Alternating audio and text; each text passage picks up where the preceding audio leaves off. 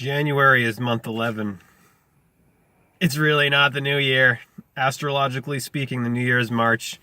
September is 7th month. Septem is 7 in Latin. October, octo is 8. Novum is 9. Decem is 10. These are in Latin. The names are the numbers. That would make January 11. February 12. March is 1. March, Mars, the first month of the 3 o'clock arise position, the house of the rising sun. This is why January and February are the only ones that end in ARY. Because this is the time of the Ra, the sun, arising to Aries through January, Janus Aries, Aqua Arius, Aquarius, Aqua Osiris, and February, Fume Aries, Perfume Aries, Eros Aries, P Isis of the feet. Something smell fishy here? Yeah.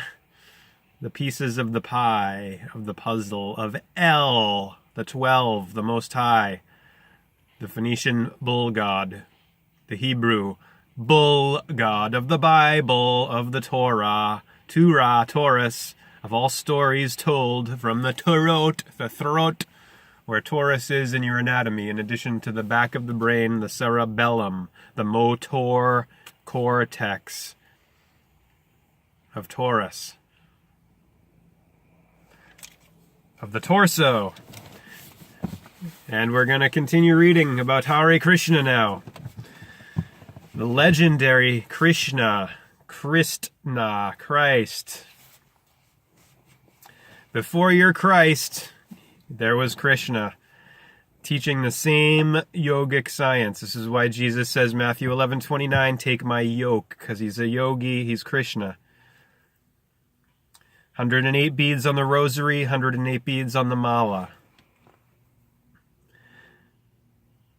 The man who is not troubled by these, O chief of men, which is Arjun, who remains in the same in pain and pleasure, who is wise, makes himself fit for eternal life. This is chapter 2 of the BHAGAVAD GITA, Samkhya theory and yoga practice, Krishna's rebuke and exhortation to be brave. Brave. Of the non-existent, there is no coming to be. Of the existent, there is no ceasing to be. The conclusion about these two has been perceived by the seers of truth. Know thou that by which all this is perceived is indestructible. Of this immutable being no one can bring about the destruction. It is said that these bodies of the eternal embodied soul, which is indestructible and incomprehensible, come to an end. Therefore fight, O Bharata. Arjun. Bharata. Ra. Mantra, Tantra, Chakra, Ra, of all radiance, ratios. 19, from Krishna again. He who thinks that this slays, and he who thinks that this is slain, both of them fail to perceive the truth. This one neither slays nor is slain. He is never born, nor does he die at any time. Nor having once come to be, does he again cease to be. He is unborn, eternal, permanent, and primeval. He is not slain when the body is slain. He who knows that it is indestructible and eternal, uncreate and unchanging, how can such a person slay anyone, O Partha, Arjuna, or cause anyone to slay? Just as a person casts off worn-out garments and puts on others that are new, even so does the embodied soul cast off worn-out bodies and take on others that are new. Weapons do not cleave this self. Fire does not burn him. Waters do not make him wet, nor does the wind make him dry. He is cleavable. He cannot be burnt. He can be neither wetted nor dried. He is eternal, all-pervading, unchanging, and immovable. He is the same forever. He is said to be unmanifest, unthinkable and unchanging. Therefore, knowing him as such, thou shouldest not grieve. We should not grieve over what is perishable.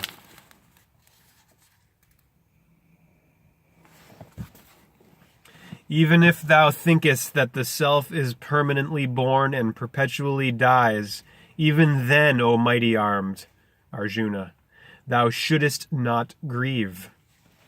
For to the one that is born, death is certain, and certain is birth for the one that has died.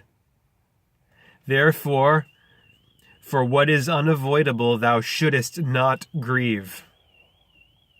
Beings are unmanifest in their beginnings, manifest in the middles, and unmanifested again in their ends.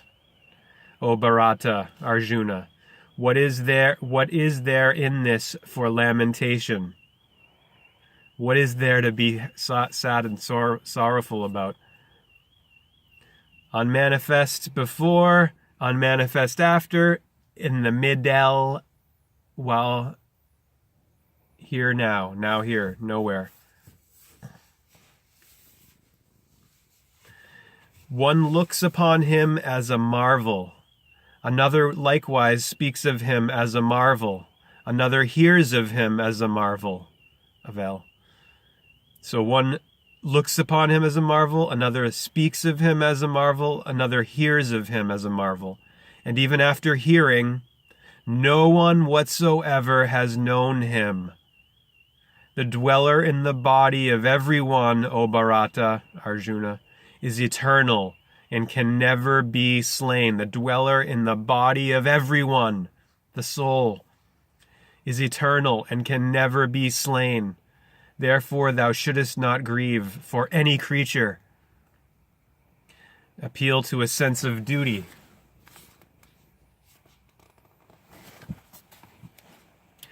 Further, having regard for thine own duty, thou shouldest not falter. There exists no greater good for Kshatriya, or warrior, than a war enjoined by duty.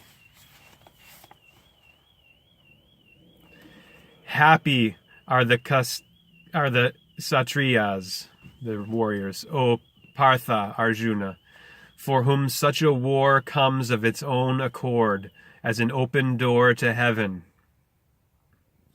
But if thou doest not this lawful battle, then thou wilt fail thy duty and glory, and will incur sin. Besides, men will ever recount thy ill fame, and for one who has been honored, ill fame is worse than death. The great warriors will think that thou hast abstained from battle through fear, and they by whom thou wast highly esteemed will make light of thee. Many unseemly words will be uttered by thine enemies, slandering thy strength. Could anything be sadder than that? Either slain, thou shalt go to heaven, or victorious, thou shalt enjoy the earth. Therefore arise, O son of Kunti, Arjuna, resolve on battle. Treating alike pleasure and pain, gain and loss, victory and defeat, then get ready for battle. Thus thou shalt not incur sin.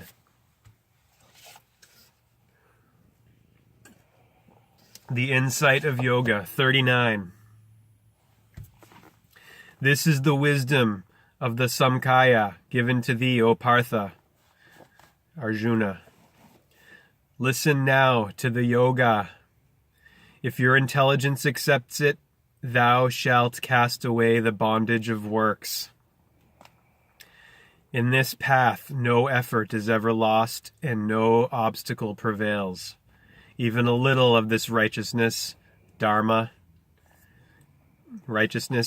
dharma, saves from great fear. Even a little of it saves from great fear.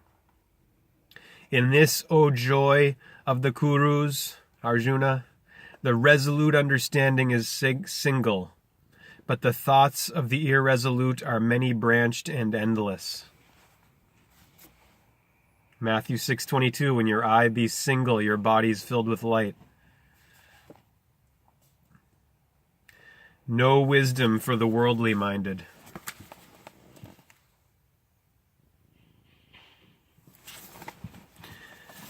(42-43).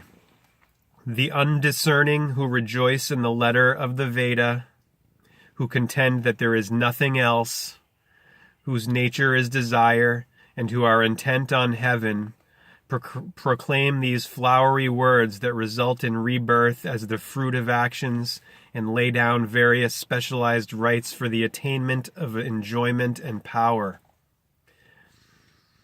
The intelligence which is to be trained of those who are devoted to enjoyment and power, and whose minds are carried away by these words of the Veda, is not well established in the self, or concentration. Centration.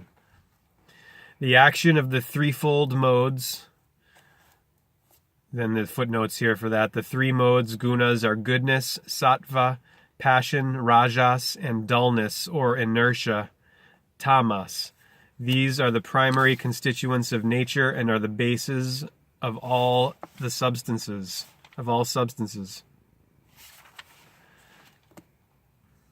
The action of the threefold modes is the subject matter of the Veda. But do thou become free, O Arjuna, from this threefold nature? Be free from the dualities, the pairs of opposites. Be firmly fixed in purity, not caring for acquisition and preservation, and be possessed of the self.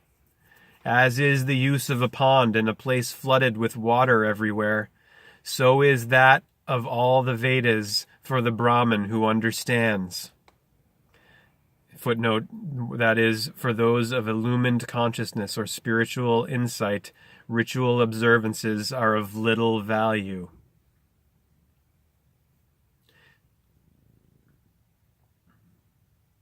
Work without concern for the results.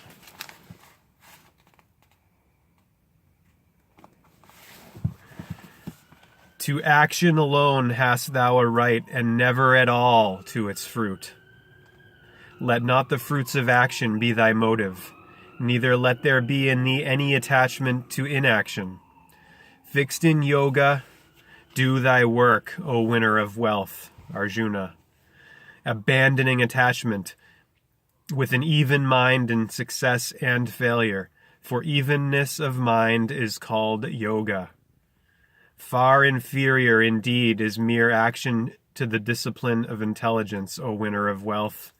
Seek refuge in intelligence. Pitiful are those who seek for the fruits of their action. One who has yoked his intelligence with the divine, or is established in his intelligence, casts away even here both good and evil. Therefore strive for yoga. Yoga is skill in action.